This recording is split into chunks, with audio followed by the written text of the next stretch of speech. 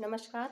आज हम आपको बीएड फर्स्ट ईयर के चतुर्थ प्रश्न पत्र भाषा एवं पाठ्यक्रम के अंतर्गत संक्षेपण के विषय में आपको बतलाएंगे। संक्षेपण क्या है? संक्षेपण का अर्थ है, संक्षेपण एक स्वतःपूर्ण रचना है जिसमें पढ़ने के बाद हमें पूरे मूल पाठ को पढ़ने की कोई आवश्यकता नहीं रहती। सामान्यतः संक्षेपण में लंबे चौड़े विवरण, पत्राचार आदि की सारी बातों को अत्यंत सूक्ष्म रूप में क्रमबद्ध रूप से रख दिया जाता है। इसमें हम कम से कम शब्दों में अधिक से अधिक भावों और विचारों को प्रस्तुत करते हैं। और वस्तुतः संक्षेपण किसी बड़े ग्रंथ का संक्षिप्त एवं बड़ी मूर्ति का लघु अंकन है जिसमें बड़े चित्र को छोटे रूप में प्रस्तुत कर दिया जाता है। इसमें मूल की कोई भी आवश्यक बात छूट नहीं पाती है। अनावश्यक बातों को छांट करके उसको संक्षिप्त रूप दे दिया जाता है और मूल बातों को उसमें रख लिया जाता है और अनावश्यक बातों को दूर हटा दिया जाता है, जिससे कि संक्षेपण के रूप में उसे प्रस्तुत किया जाता है। और इसकी परिभाषा निम्न प्रकार है: किसी विस्तृत विवरण, सविस्तार व्याख्या, वक्तव्य, पत्र व्यवहार या लेख के तथ्यों और निर्देशों के ऐसे संयोजन को संक्षेपण कहते हैं जिसमें अप्रासंगिक, असंबद्ध, पुनरावृत्त, अनावश्यक बातों का त्याग करके सभी अनिवार्य उपयोगी मूल तथ्यों का प्रभावपूर्ण संक्षिप्त संकलन होता है। संक्षेपण इस तरह एक ऐसी लघु रचना है जिसमें अनावश्यक बातों को निकाल करके मूल बातों को उसका जो मुख्य सार होता है उसको मूल सार के रूप में उसमें प्रस्तुत कर दिया जाता है, जिससे कि हमें उसके अंतर्गत जो उसके पूरे विस्तृत रूप को पढ़ने की कोई आवश्यकता नहीं रहती। अतः संक्षेपण के निम्न प्रकार के गुण हैं, जिसे संक्षेपण के गुण निम्न प्रकार हैं। नंबर 1, पूर्णता। संक्षेपण स्वतः पूर्ण होना चाहिए। संक्षेपण करते समय इस बात का ध्यान रखना चाहिए कि उसमें कोई भी मूल बात छूट ना पाए और अनावश्यक बातें हैं उनको निकाल करके, छांट करके उसका जो सार है उसको ही उसमें सोच समझ करके विचार प्रस्तुत करने चाहिए। संक्षेपण में उतनी ही बातें लिखी जाएं जो मूल अवतरण या संदर्भ में हो। मूल में जिस विषय या विस्तार पर जितना जोर दिया जाता है उसे उसी अनुपात में संक्षिप्त रचना में लिखा जाना चाहिए। अतः संक्षेपण में पूर्णता होनी चाहिए जिससे कि छात्र उसको पढ़ करके उसे पूर्ण रूप में समझ सके कि मूल पाठ क्या कहना चाहता है। दूसरा है संक्षिप्तता। संक्षिप्तता संक्षेपण का एक प्रधान गुण है जिसमें आकार का निर्धारण और नियमन संभव नहीं है, तथापि संक्षेपण को सामान्यतः मूल का तृतीयांश होना चाहिए, यानी उसका तृतीय अंश होना चाहिए, यानी तीसरा भाग ही उसमें होना चाहिए। और जैसे 1/3 भाग होना चाहिए, किंतु इस बात का भी ध्यान रखा जाना चाहिए कि मूल पाठ में कोई आवश्यक बात छूट नहीं पाए। अतः संक्षेपण में संक्षिप्तता का होना अत्यंत आवश्यक है, जिसमें मूल जो बात है वो कोई भी छूट नहीं पानी चाहिए। इस बात का भी उसमें ध्यान रखना जाना चाहिए। तीसरा है स्पष्टता। संक्षेपण की अर्थ व्यंजना स्पष्ट होनी चाहिए। मूल अवतरण का संक्षेपण ऐसा लिखा जाना चाहिए जिसके पढ़ने से मूल संदर्भ का अर्थ पूर्णता और सरलता से स्पष्ट हो जाए। ऐसा ना हो कि संक्षेपण का अर्थ स्पष्ट करने के लिए मूल संदर्भ को ही पढ़ना पड़े। इसलिए स्पष्टता के लिए पूरी सावधानी रखने की जरूरत होती है। अतः संक्षेपण ऐसा होना चाहिए कि मूल शब्द जो मूल भाव है उसको पूरी तरह से प्रस्तुत वो कर पाए, जो सामने वाला जो पढ़ने वाला है उसको स्पष्ट रूप में वह बात समझ में आए और वह उसको पढ़ने के बाद अन्य किसी भी उसको पूर्ण रूप से पढ़ने की उसे आवश्यकता ना पड़े। अतः संक्षेपण में पूर्णता और स्पष्टता अवश्य होनी चाहिए। चौथा है भाषा की सरलता। संक्षेपण के लिए ये बहुत ही जरूरी है कि उसकी भाषा सरल और परिष्कृत हो। क्लिष्ट और समास बहुल भाषा का प्रयोग नहीं होना चाहिए। जो कुछ लिखा जाए वह साफ साफ हो, जिसमें किसी प्रकार का चमत्कार, घुमा फिरा लाने की कोशिश नहीं की जानी चाहिए। अतः भाषा जो है सरल होनी चाहिए, जिससे कि पढ़ने वाला उसको सीधे और सरल शब्दों में समझ सके, और क्लिष्ट और अनावश्यक जैसे अनावश्यक शब्दों का उसमें प्रयोग नहीं करना चाहिए, जिससे कि सामने वाला उस बात को समझ ही ना पाए। अतः भाषा की सरलता संक्षेपण के लिए अत्यंत आवश्यक है। उसमें घुमा फिराव नहीं होना चाहिए, और बच्चों को सीधी और सरल भाषा में ही संक्षेपण को लिखना चाहिए। नंबर 5, शुद्धता।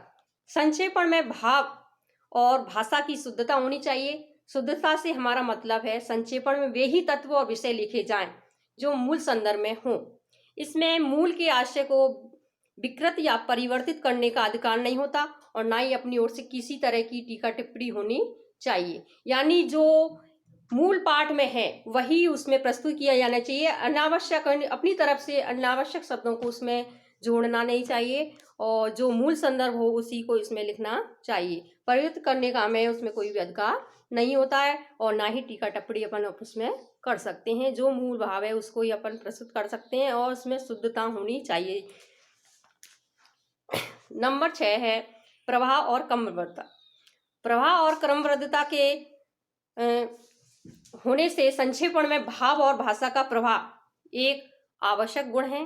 भाव क्रमबद्ध होना चाहिए, भाषा जो है प्रभावपूर्ण होनी चाहिए। क्रम और प्रभाव के संतुलन से ही संक्षेपण का स्वरूप निखरता है और वाक्य सुसंस्कृत और गठित होता है।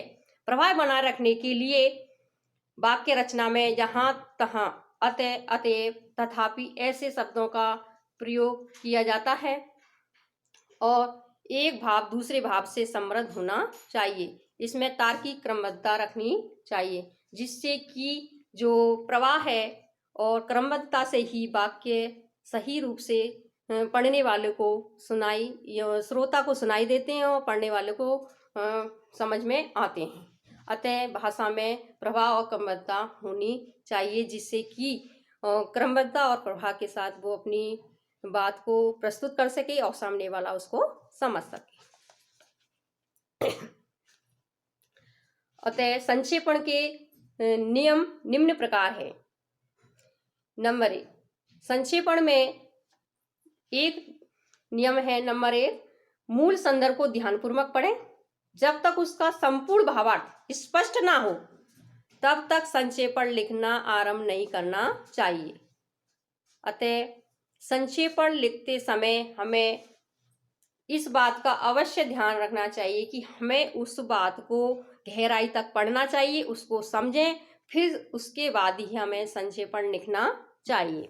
दूसरा है, मूल भाव के भावार्थ को समझ लेने के बाद आवश्यक शब्दों, वाक्यों और अथवा वाक्य खंडों को रेखांकित करें, जिसका मूल्य विषय से सीधा संबंध हो अथवा जिनका भावों और विचारों की अनुभूति में विशेष महत्व हो।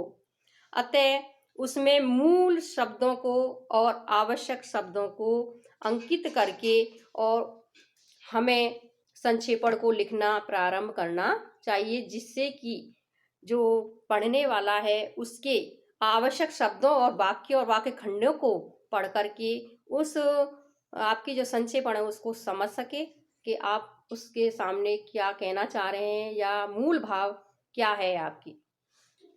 तीसरा है, संक्षेपण मूल संदर्भ का संक्षिप्त रूप है, इसलिए इस बात का ध्यान रखना चाहिए कि इसमें अपनी ओर से किसी तरह की टीका टिप्पणी और आलोचना प्रत्यालोचना नहीं होनी चाहिए। अतः इसमें सीधा जो सच है उसी को इसमें प्रस्तुत करना चाहिए। अतः इसमें शुद्धता भी होनी चाहिए। इसमें अपन अपनी ओर से कोई टीका टिप्पणी नहीं कर सकते।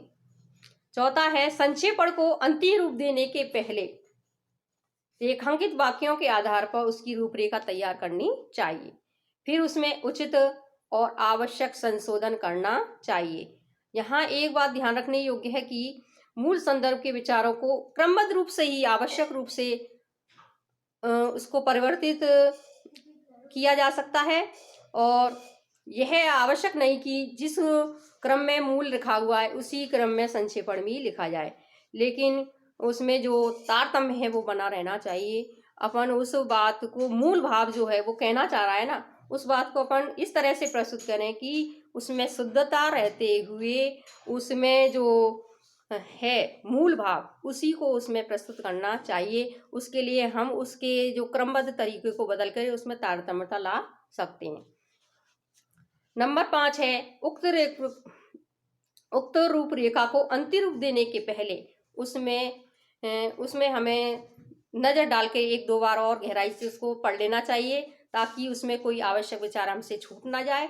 और यहाँ तक उसमें जो है वो अत्यंत सूक्ष्म रूप से आप उसको संक्षिप्त रूप से लिखना चाहिए, जिससे कि जो है वो 1/3 जो भाग है उसके आधार पर उस नियम के पालन को करते हुए हमें उसको संक्षिप्त रूप में लिखना चाहिए, और आवश्यक बात भी उसमें नहीं छूट जाए, ये बात का ध्यान भी उसमें रखना हमें पड़ेगा। 6वां है अंत में संक्षेपण को व्याकरण के सामान्य नियमों के आधार पर एक क्रम से लिखना चाहिए। अतः जो है संक्षेपण उसको हमें एक क्रम में ही लिखना चाहिए, और उसमें तारतम्यता होनी चाहिए और क्रमबद्धता का उसमें ध्यान रखा जाना चाहिए। नंबर 7 है उपयुक्त सारी क्रियाओं के बाद हम संक्षेपण के भावों और विचारों के अनुकूल एक संक्षिप्त शीर्षक उसको हम दे सकते हैं, और उसे देना भी चाहिए। शीर्षक ऐसा हो कि जो कि सारे तत्वों को समेटने की क्षमता रखना वाला हो, उसमें सारे तत्व जो हैं वो समाहित हो। तो मूल संदर्भ या शीर्षक ऐसा होना चाहिए कि वो सारे तथ्यों को समेटने वाला हो। इस तरह का हमें शीर्षक उसको देना चाहिए, तभी हमारा जो संक्षेपण है उसके सभी नियमों का हम ध्यान रखते हुए संक्षेपण को हमें लिखना चाहिए। अतः आज का जो आपका टॉपिक है यहीं क्लियर होता है। नमस्कार।